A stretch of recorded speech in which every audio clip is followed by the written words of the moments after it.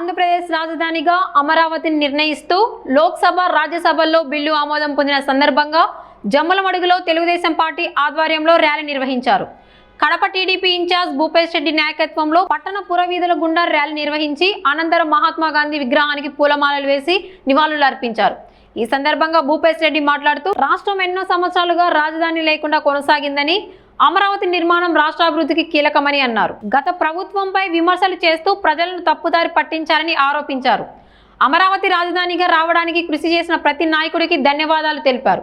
రాష్ట్ర అభివృద్ధి కోసం ప్రజలు తెలుగుదేశం పార్టీకి మద్దతు ఇవ్వాలని కోరారు. ఈ కార్యక్రమంలో టీడీపీ రాష్ట్ర కార్యదర్శి Ramanareddy, market yard chairman Nageshwar Reddy, party నాయకులు, కార్యకర్తలు పాల్గొన్నారు.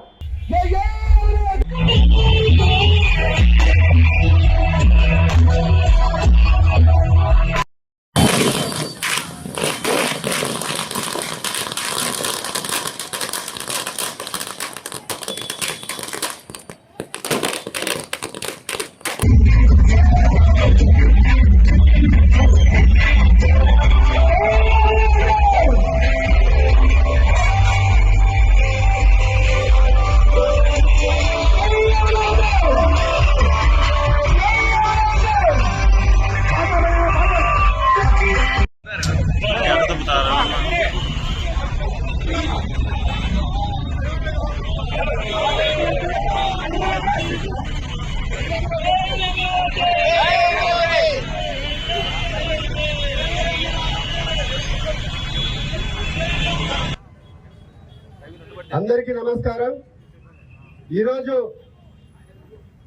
మనం మన రాష్ట్రానికి ఆంధ్రప్రదేశ్కు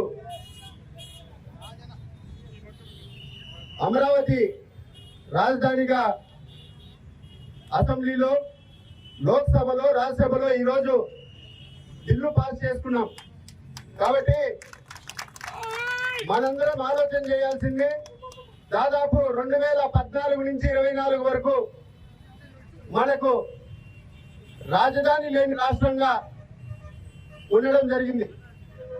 కానీ ఏ రోజైతే మనం కొత్త రాష్ట్రంగా ఏర్పడిన తర్వాత 2015-16లో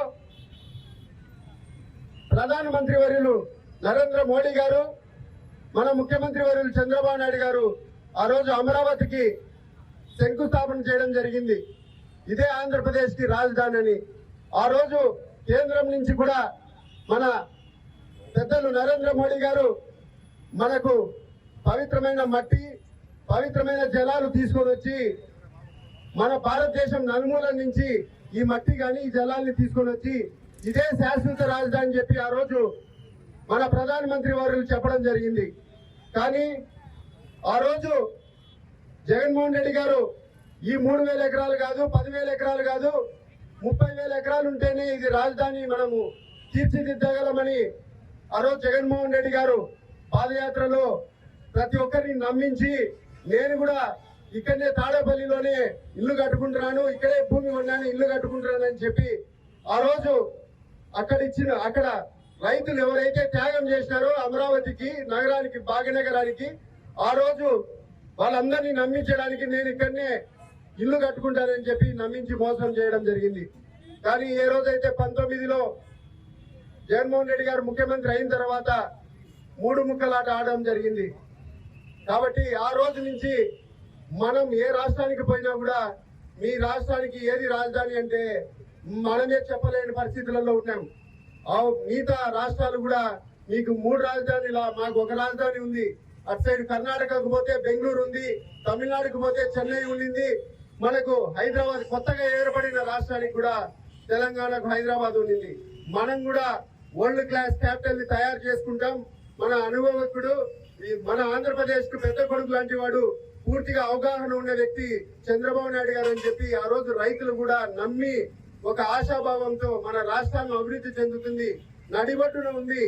మనకు కుప్పానికి తీసుకున్నా, అటు సైడ్ శ్రీకాకుళం నుంచి తీసుకున్నా కూడా ఇది సెంటర్ అవుతుందని చెప్పి ఆ రోజు అక్కడ రాజధానిని తీర్మానం చేసుకుని మనం అందరం చేసుకోవడం జరిగింది. కానీ ఏ రోజైతే మనం 19లో మనము మన ప్రభుత్వాన్ని కోల్పోయినామో, జగన్మోహన్ రెడ్డి గారు ముఖ్యమంత్రి అయినారో, ఆ రోజు నుంచి పూర్తిగా అమరావతిని కానీ, అమరావతిలో ఉన్న ప్రజల్ని కానీ ఎవరైతే అమరావతి కోసం త్యాగం చేసినారో రైతులు భూములు ఇచ్చి వాళ్ళందరినీ ప్రతిరోజు అరాచక పాలనతో హింసించి ఇష్టం వచ్చినట్టు వాళ్ళను అగౌరవపరిచి వాళ్ళు చట్టబద్ధంగా రాజధాని నుంచి వాళ్ళు ఈవెన్ తిరుపతి తిరుమల దేవస్థానానికి పోయి మేము ముక్కులు తీసుకుంటామన్నా కూడా వాళ్ళని పోకోకుండా అడుగడుగున వాళ్ళని అడ్డంకులు సృష్టించిన ప్రభుత్వం గత ప్రభుత్వం అయితే మళ్ళా ఈ రోజు వచ్చిన తర్వాత 20 నెలల్లో పూర్తిగా మనం కూడా పనులుంటే లేకపోతే ఏదైనా అవసరాలు కొద్ది విజయవాడ కానీ గుంటూరు కానీ పోయినప్పుడు మనం చూడొచ్చు ఏ విధంగా అభివృద్ధి పదంలో సాగుతుందో.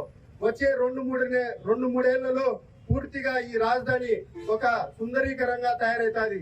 మనకు చంద్రబాబు నాయుడు గారు అంటే నమ్మకం, మన ఆంధ్రప్రదేశ్ ప్రజలకు నమ్మకం చంద్రబాబు నాయుడు గారు అంటే. ఎందుకంటే ఈ రోజు హైటెక్ సిటీ కానీ సైబరాబాద్ కానీ గుర్తుకొచ్చేది హైదరాబాద్ అంటే చంద్రబాబు నాయుడు గారే. ఆ రోజు ఎంత మందికి జీవనోపాధి కల్పించినారో అందరికీ తెలుసు. ఆ రోజు సైబరాబాద్ కానీ హైటెక్ సిటీ కానీ శంకుస్థాపన చేస్తా ఉంటే ప్రతి ఒక్కరు అవహేళన చేశారు. కంప్యూటర్లు పట్టుకుంటే మన జీవితాలు బాగుపడతాయి అని.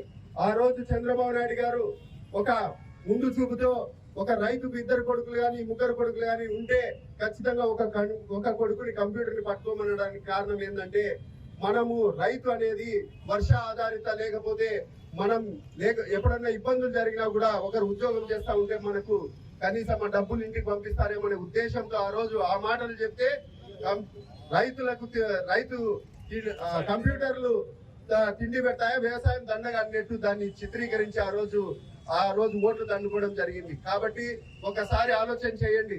ఒక శాశ్వతంగా ఒకసారి మనం అవకాశం ఇస్తే మనం 10-15 ఏళ్ళు గవర్నమెంట్ కి ఉంటే మనం కాదు ఈ రోజు చంద్రబాబు నాయుడు గారికి మన ముఖ్యమంత్రి వర్గకి 75 ఏళ్ళు 10-15 ఏళ్ళు మన రాష్ట్రానికి పవన్ కళ్యాణ్ గారు కానీ లేదా నారా లోకేష్ బాబు గారు కానీ అట్లా బీజేపీ పెద్దలు కానీ మన అండదండలు ఉంటే మన రాష్ట్రాన్ని పూర్తిగా తీర్చిదిద్దుకొని మనం రేపు భవిష్యత్తు తరాలకు మనము మంచి రాజధానిగా మంచి భవిష్యత్తు ఇవ్వచ్చని కూడా ఈ సందర్భంగా తెలియజేస్తున్నా. మరీ ముఖ్యంగా